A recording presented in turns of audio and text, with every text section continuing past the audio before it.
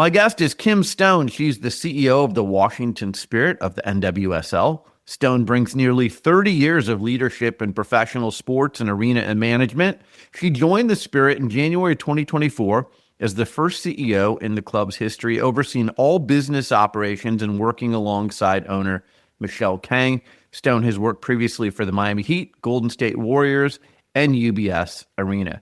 Kim, how are you? Thanks for joining me on Sports Business Radio. Thank you. It's a real pleasure to be here today. And doing great. We've come off a 2-1 win on Saturday to a sold-out crowd, so let's dig in. Yeah, let's dig in. How have your experience at the past stops that I just mentioned, how did that help you with this role as CEO of the Spirit? In all of those locations, I was really fortunate to work for some amazing leaders. With Eric Woolworth, the president of the Heat, Rick Welts was the president of the Golden State Warriors. And those two gentlemen, Rick is in the Hall of Fame, the Basketball Hall of Fame, because of his acumen as a business executive. So learning under them, watching how they lead, what they focus on, how they set strategy, has been instrumental to my career. And then, it didn't hurt to be around LeBron James, Dwayne Wade, Chris Bosh, Steph Curry, Steve Kerr. It doesn't hurt to be around them either. What are some of those leadership lessons that you learned from them that you picked up that you apply now to your own team? It's about how you set high standards and hold people accountable for those so that you have a winning culture, both whether it's on the pitch or the court, both on and off the court. And that really matters because that's your daily standards, the habits that you form, the way you show up at work, the way you think about being the best, really, and how you bring that into your culture every day can be a fine balance because sometimes people could think you're pushing too hard. But when you're setting a high standard for yourself, that's what I learned at those organizations. And what's interesting is those two organizations, both at the end of the day, their goal is to win a championship, but they go about it in very different ways. And it showed me that there are different ways to achieve the same end goal. And so I am so fortunate to have been in those organizations. Yeah, two great organizations. Rick Welts has been on this show. Brandon Schneider has been on this show. I know you know both of them well, and they've been doing it at the highest levels for so many years. So it's great that you worked under them and learned all that you did. Someone else who does it at the highest levels is Michele Kang, the owner of the Washington Spirit. How did you guys connect? Because the story I heard is that she handpicked you to be the first CEO of the Washington Spirit. That's kind of you. It was through a referral from a friend that I've worked with that's in the business.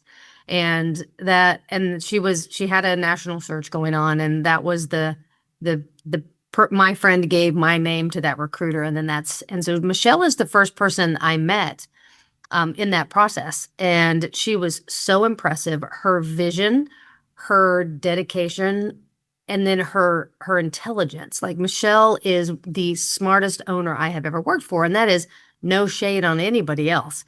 It's just that Michele comes from a consulting background. She then applied that and became a self-made woman billionaire. Right. That was the B for your audience. Yeah. And now she didn't even know soccer and came into soccer and is arguably in the 4 or 5 years she's been in it, has made, dramatic investments that have really paid off both for the players and for the sport itself. So it's been so enjoyable working for Michele. And I'm so happy that I have this opportunity. Let's talk about that for a minute, because I think a lot of our audience thinks, well, Michele just owns the Washington Spirit. No, she owns a club in France. She owns a club in the UK. That makes up her portfolio. So 3 soccer teams, women's soccer teams under the Michele Kang umbrella. Absolutely. So the first, you mentioned it, in France, Olympique Lyonnais. That is a team she has owned since 23, I believe, or 24. Anyway, they are one of the most, how do you say it? They've won the most championships. Let me just say it directly. Okay. or they're 8 or 9 UEFA championships. So they are quite heralded and well known in the women's soccer world in Europe. And not only does she own it, Bryan, in Europe, a lot of this women's soccer teams are owned by men's teams. So Michele bought this team from the men's team. And so it is a standalone women independent organization, which is very unique in Europe. So that's a OL. And then in London, she bought the London City Lionesses, again, another independent, standalone women's pro soccer organization based in London.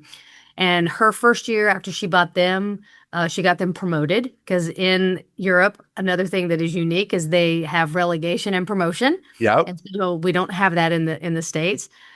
So she took the London City Lionesses up to the WSL. And they competed this year, finished middle of the pack. It was their first year in the WSL.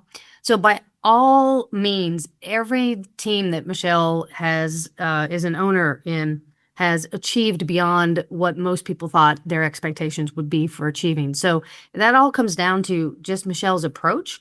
She's a savvy investor. She lets us run our teams locally. She doesn't force like a unilateral approach across all of the teams. And then she just shares best practices, kind of like when I was in the NBA. The NBA league office would help teams share best practices and lessons learned. And that's what we're doing with Michele's corporate organization, which is now called Caniska. So we all sit under the umbrella of Caniska, which is based in London.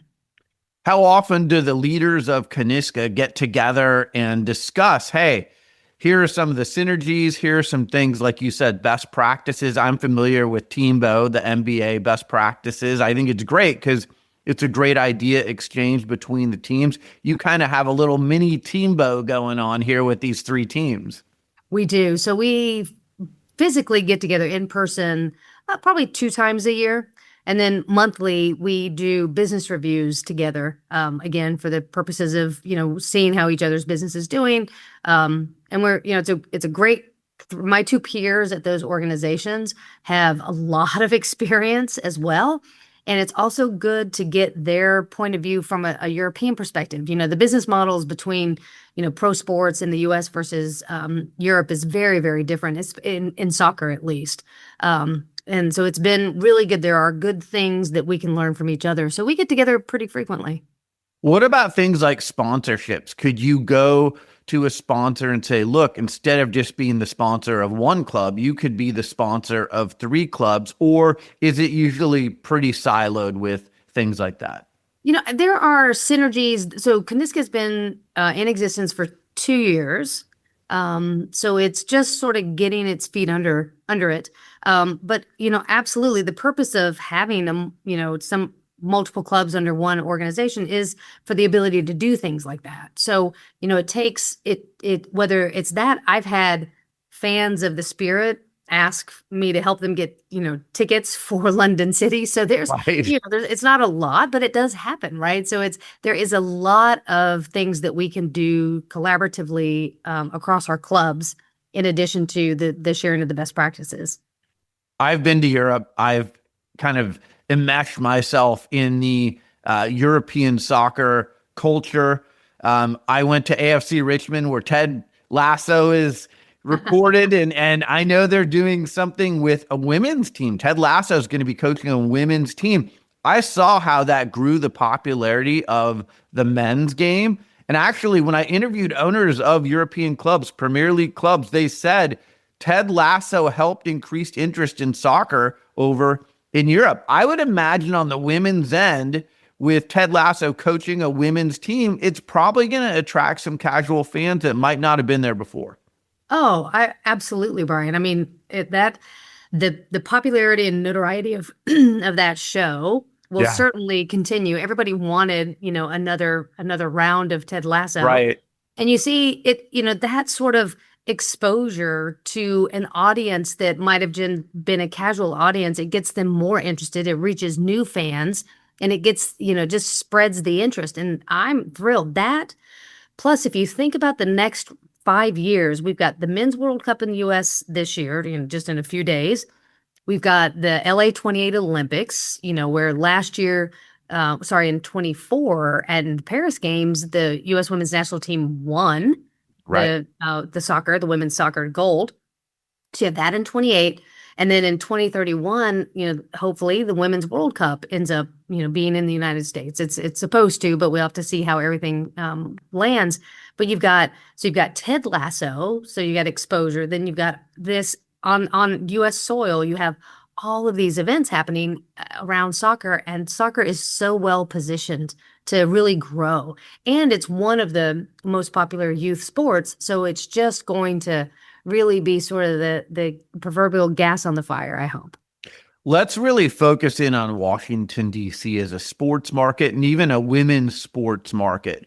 You've got the Commanders, the Nationals, the Capitals, the Wizards, the Mystics, obviously the Spirit. A lot going on there. Mm-hmm. Where do you guys fit in? I know that you sell out your games at Audi Field. It seems like it's a very popular attraction there in the D.C. area. Yeah, we've done a really good job. This fan base, first and foremost, this market is really exceptional. And especially their knowledge of soccer is really at a high level. And so coming in, I didn't have to teach anybody soccer. I wasn't sure how knowledgeable the market was. They've taught me, as a matter of fact. So very knowledgeable for soccer. And then they love the type of soccer that we play. What our identity is and how we're very, we have a European coach. He brings a European style of play, a lot of possession based. And so it's been really well received from the soccer ops perspective. And then we've got, a superstar in Trinity Rodman, who is, US born and has been just a phenomenal ambassador for the sport. So we've got her on our team. So we've got a great market. We've got a venue that we call Rowdy Audi because it's just so electric, so much fun. And then you've got superstars on the field. Even Esme Morgan, who plays for us, she won the UEFA last year with England. So we've got a great roster, a great product on the field. And then off the field, our fans are fantastic. They're unique. DC, you mentioned DC. So DC itself is an amazing sports market. Like when I've been in Miami and San Francisco, those are good sports markets, but you're usually a fan of a team, right? A specific team. Here in DC, they call themselves like, I'm a DC sports fan. Like, so they are fans of all the teams you listed. And, we're part of that group now, and we're really happy about that. I want to go back to Trinity Rodman for a minute because she is so marketable. She's such an outstanding player. But Michele Kang and your organization really stepped up and has made her one of the highest paid players in women's sports. And I really took notice of that. That was quite a commitment. I saw the press conference. Obviously, Trinity thrilled to be there in DC. But that was a groundbreaking contract. Can you explain why that was so important, not just to the Spirit, but to women's sports? Yeah, it's a good question, Bryan. So there had been probably the biggest impact was there had been a narrative that top U.S. talent and top talent in women's soccer was not coming to the NWSL because of the salary cap. So, quote unquote, we can't pay as much as European teams can pay. So that had been a narrative, and it was speaking to the quality of the product, right? Because if you're not getting the best players, then, in theory, you aren't the best league, right? Right. So Trinity's contract came up at the end of last year, and then there was just a lot of talk about, could we keep her? Was a European team going to come in? They don't have salary caps. They can pay whatever they want for a talent like Trinity. And certainly there was a lot of talk about this. Well, as part of that process, again, and I think this speaks to Michele and her willingness and her ability to see that Trinity was so important, not just to the Spirit, but to the league, and keeping her was going to be important. But so Michele, and I give credit to Jessica Berman, who's the commissioner of the NWSL, and the owners for coming up with what was called a high impact player rule. And that high impact player rule allows teams right now to exceed the salary cap by $1 million to pay players who meet certain marketing criteria and performance criteria. And Trinity fit that criteria. And so that is how we made her, so her base salary is as high as it can be. And then she gets the hip money on top of that, $1 million. Now that high impact player rule is being arbitrated between the NWSL and the Players Association. But even if it changes, it's not going to go away. But if it changes, then Trinity still has a contract with us. We still have to pay her, right? So she's not going anywhere. So we're really, really happy about all of that. So keeping Trinity, a lot of pieces had to come into play. And Michele was behind a lot of that, along with Commissioner Berman and the owners, and we were able to keep Trinity. And so what has happened since then is Lindsay Heaps, who is the captain of the U.S. women's national team, had played for OL, Michele's team in Lyon. Lindsay Heaps is joining Denver Summit next month. So she's come back to the league. And you've had Kat Macario, who I think was playing for Chelsea. She's coming and joining the San Diego Wave. So you've had this influx of international players now because we do have this extra ability. And Lindsay Heaps, 2 years ago, famously made a statement that the NWSL was going to lose players because they couldn't pay them as much as Europe. So it's really neat to see Lindsay coming back. And I think Trinity and the high impact player rule are the gateway for making all of that happen. So sorry for that long explanation, but I think it requires that level of detail for your fans to understand. This was not an easy thing to pull together. It was not easy to make. But see, these are the things where Michele shines, and her intellect and her just savviness comes into play. And it's not savviness she's not opportunistic. She's really understood that Trin needed to stay in the U.S. because we need her for all the reasons I just mentioned. Well, look, first of all, I've had Lindsay on this show.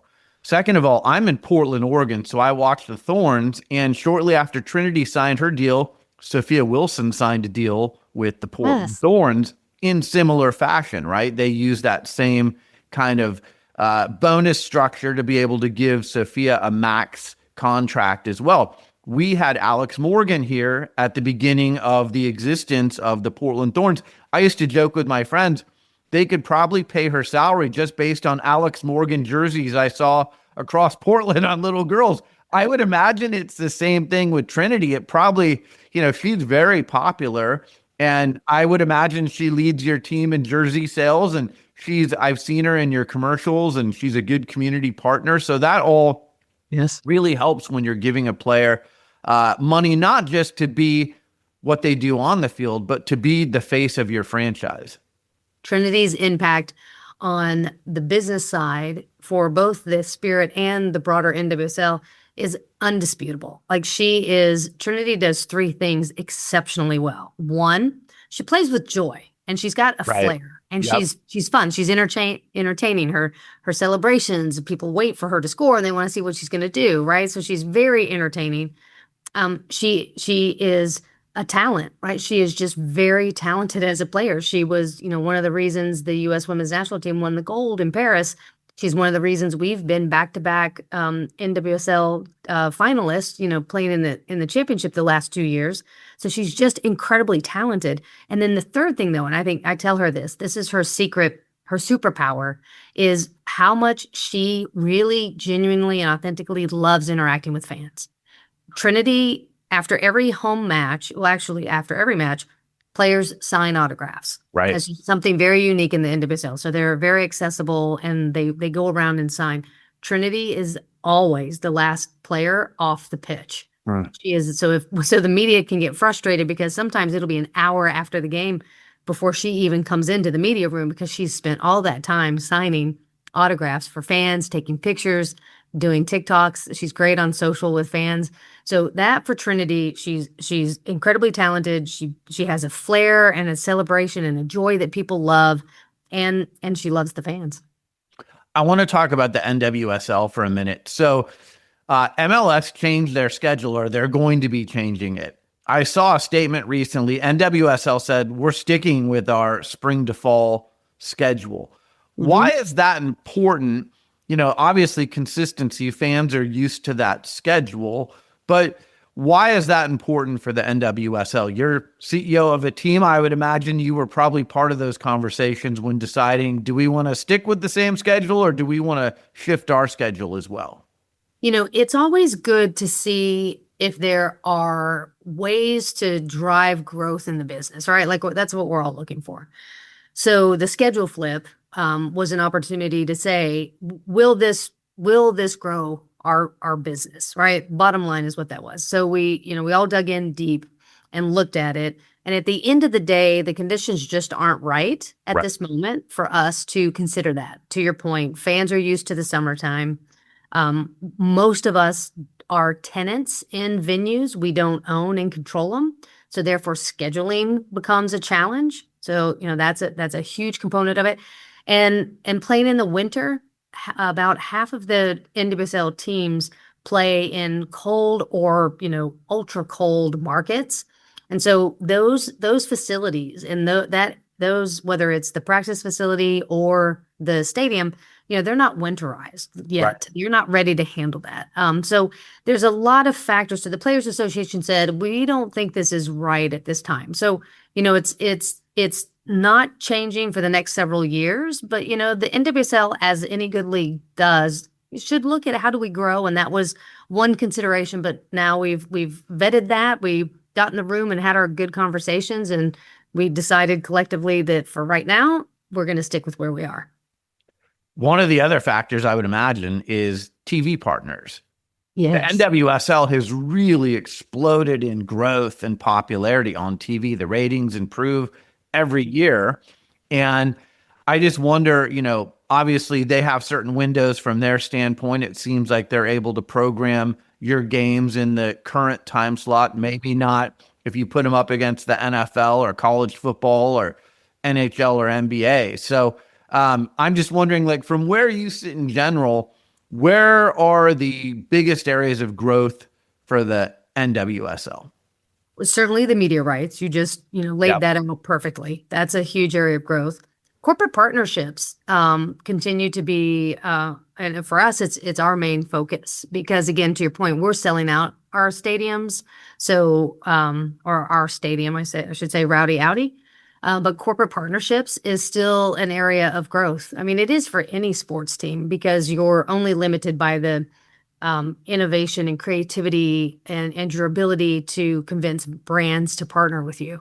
So that's a real focus for us. So I would say, those are really the big area. The other area, Bryan, that is really interesting is merchandise. Fans of women's sports absolutely devour merchandise. And so that's been a unique thing for me to see, going from a traditional men's sport in the NBA to the NWSL. So we've really tried to feed into that by, doing some unique collections and we're willing to take our brand and maybe be a little more creative in the design than we might when you have a, very established like Golden State brand. It's always going to look like this. We're willing to have some fun with it. And so merchandise is another area of opportunity as well. And the other thing I think too, Bryan, is, women's sports still doesn't get enough coverage. Now, thanks to you and others like you, there are, now dedicated podcasts and such, but there still isn't the amount of coverage of women's sports still lags far behind men's. So I think the ability to monetize our IP and content is sort of untapped at the level that we could. We still sort of rely on these broadcast partners, which is important, but there are things we're considering here for next year where we really look to create, we take all this content, all these hours of practice and interviews and photos and create, become our own like media production company where we can create stories and information that our fans want to see and hear because it's not being delivered by more traditional mainstream media outlets. That is such a good point, and I'm glad you brought it up because two things. One, you were with the Miami Heat and the Golden State Warriors who produce media and use their access better than anyone, right? So the fact that you're doing that now with the Spirit and, oh, by the way, the Washington Post gutted their sports department earlier this year. So you're right. Mainstream media is declining. And teams are having to produce their own storytelling more so than ever before. Absolutely. We have the access. We have the content. We just need to it's pivoting from letting others tell our story to us taking control of and telling our own stories. And we've got, thank heavens for social media, YouTube. Those channels allow a direct to our fans. We don't have to go through any gatekeepers to do that. So yeah, it's something we're excited to do. Well, and then the other thing that I'm always amazed by with women's soccer. So I've had Emma Hayes on too, U.S. women's national team. You have these huge brands, Trinity Rodman, Sophia Wilson, Mal Pugh, and they have millions of social media followers. So if the teams are just able to tap into some of those social media followers of their star players, that's going to help grow your following. Absolutely. And you want to be able to do content that appeals to a wide range of people. We know we do a fan segmentation study. We know our 5 types of fans, and we could do 5 different types of media that would be very different pieces of media and would appeal to each of those 5 segments. So, it's really about with everything that technology enables us to do, we can really be more personalized in what we're creating and how we're delivering it and who we're targeting. Technology has been, I think, technology and social media have been probably 2 of the main drivers of the increase in popularity in women's sports, because there's access now and you don't have to hope that it shows up on ESPN highlights. Like, I don't even watch SportsCenter anymore. Right. Yeah. I go and find the information I need. Well, not to mention kids now, young people are consuming clips. So they're watching on TikTok, Instagram Reels. They're not watching SportsCenter. They might not even watch the full game. They just want to watch a minute clip. 100%. That's very, very true. And that is something that's a good point that you raise. And I think all of us in sports have to be really aware of that and make sure that we're feeding that need and that behavior, but also finding other ways to make sure that the rest of what we're doing still continues to be consumed by them, right? You can consume a clip, but then we can also show you something that is about, one of our players that just became a mom, or, something that's not going to appeal to everybody. So there's this real opportunity to customize. And I think that's a real burgeoning area for us. Last question for you. We've talked about a lot of the things on your plate already.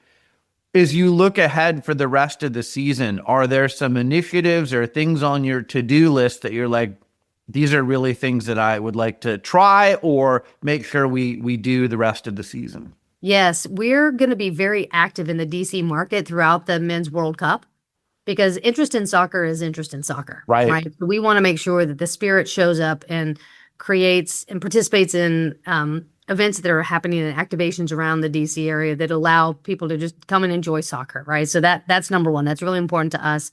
Got a good plan that'll kick off just, I think, next week. So that's number one. Number two, we are looking at and developing our own app. What does that look like? What's going to be in it? What I know is it can't be the same sort of app that most teams have, because we don't own our venue. So it needs to be one that is more community based. This gets to a channel where we could put all of that content that we want to create. So that's a really big piece to us. And then, it's really about coming out of the second half of we're starting the second half of the season strong on the pitch as well. We've got a great roster. We've got a brilliant roster construction, and James that does a lot of our work. He's our sporting director. Haley Carter is our president of soccer operations.